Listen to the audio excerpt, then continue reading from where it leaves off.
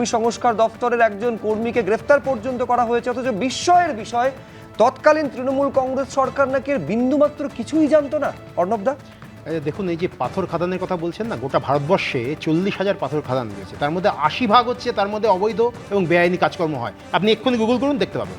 তার মধ্যে 2000 পাথর খাদান আছে রাজস্থানে, যেটা আগে ছিল কংগ্রেস সরকার, এখন জাস্টিফাই করছি না। আমি বলছি যে এবার আমি যেটা বলছি, একসময় ছিল কংগ্রেস, এখন বিজেপি সরকার রয়েছে।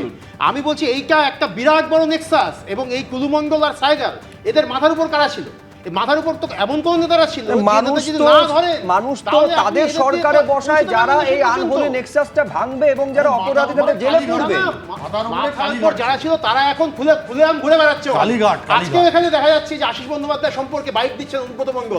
যে অনুব্রত মণ্ডল এত কাজ করেছে, এত রকমের অন্যায় কাজ। আমি বলছি তারা তো এই 1-1.5 মাস আগে তারা তো একটা তৃণমূলেই ছিল। আগে তারা একটা তৃণমূলে ছিল, আমি বলছি অভিযোগগুলো কখন সামনে আসছে যখন তারা শিবির বদলেছে। আমি একটা কথা বলবো, একটা প্রশ্ন।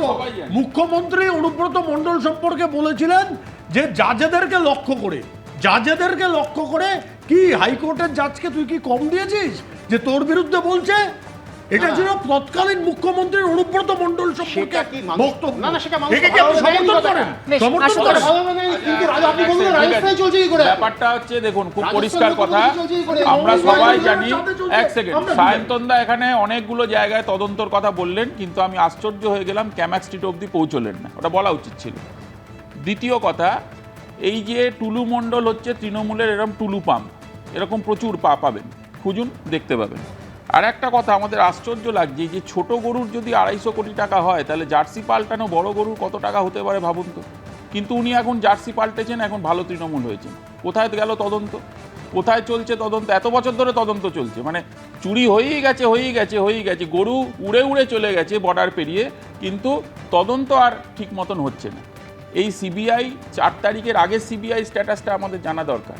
4 তারিখের আগে ইডিটা জানা দরকার। না, 4 তারিখ নিয়ে তো আলোচনা হচ্ছে অনেক জায়গায়। 4 তারিখে 2টোর পরে, 12টার পরে, 4টের পরে বিভিন্ন রকম তথ্য আসছে। তাহলে 4 তারিখের আগে যারা সিবিআই চালাচ্ছিলেন তারা কিভাবে চালাচ্ছিলেন, এটা বাংলার মানুষ জানতে চাইছে। তার কারণ এখনও চোরেরা রাস্তায় ঘুরছে। এটাই অষ্টম আশ্চর্য বলে আমাদের মনে হয়।